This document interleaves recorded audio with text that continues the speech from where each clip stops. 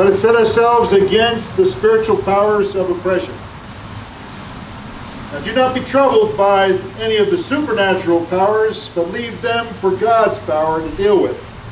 Instead, it's for us to challenge the evil spirits of fear, deception, and hatred as they are manifested in human injustices, even as massacres of defenseless people by weapons of war.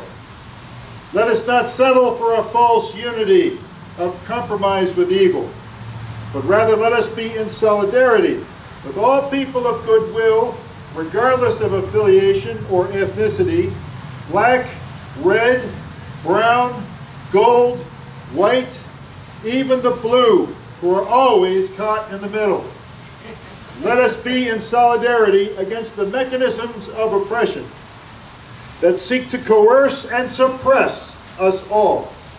Let us do this through the dynamics of love, rational, loving kindness, love and truth, faith and hard work. What shape that those changes needed to take place will be up to each of you as you grow in knowledge for what is true, and how you stay engaged with others by listening with patience, questioning civilly, and acting when you have the opportunity to speak up and act nonviolently.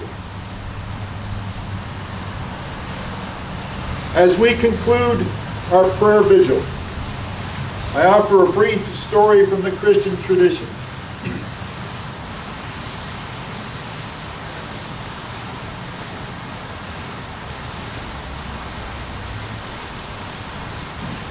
Jesus had demonstrated to his three disciples, Peter, James, and John, his true nature on a mountaintop, where it was revealed that he had this divine nature, this mountaintop experience.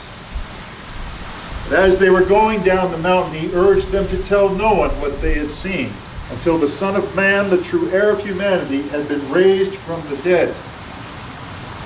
Well, they kept the matter to themselves, but wondered about what this rising from the dead meant, and they said to him, "Rabbi, why do the religious experts say that first Elijah must come?" And he said, "Elijah does come first to restore all things. But how is it written of the Son of Man that he must suffer many things and be treated with contempt? But I tell you that Elijah has come, and they did to him whatever they pleased. Or so it is written of him." When they came to the bottom of the mountain, where the other disciples were waiting, they saw that they were arguing with some of these religious experts. And when the crowd saw that it was Jesus, immediately they ran up to him to greet him. And Jesus said to them, "What was this that you were arguing with them about?" And then one of the people from the crowd said to him, "Rabbi, I brought my son to you because he is a voice-stealing spirit. And whenever it seizes him, it throws him down into the ground and he becomes rigid. And they asked your disciples to cast it out, but they could not." And Jesus said, "O faithless generation, how long am I to be with you? How long am I to bear with you? Bring the child to me." Well, they brought the boy to him. And when the spirit saw that it was Jesus, immediately convulsed the boy, and he fell down on the ground, grinding his teeth and foaming at the mouth. Jesus said to the father, "How long has he had this?" And the man said, "Ever since childhood. And whenever it seizes him, it throws him down into the fire, into the water to destroy him. If you can do anything, have pity on us and help us."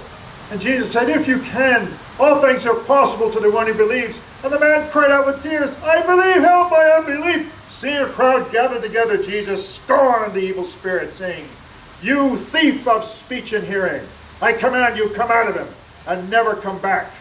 And it convulsed the child terribly, and it came out. And now the child lay there like a corpse. And many of the crowd said, "Ah, he is dead." But Jesus knelt down and took that child by the hand and pulled him up. And he got up. As they were going into the family's home to celebrate, his disciples asked him quietly, "Why could we not cast it out?" Jesus said to them, "Such an enemy as this cannot be cast out by anything, except by prayer and fasting, except by faith and hard work." Amen. Thank you for coming. Go forth and do good.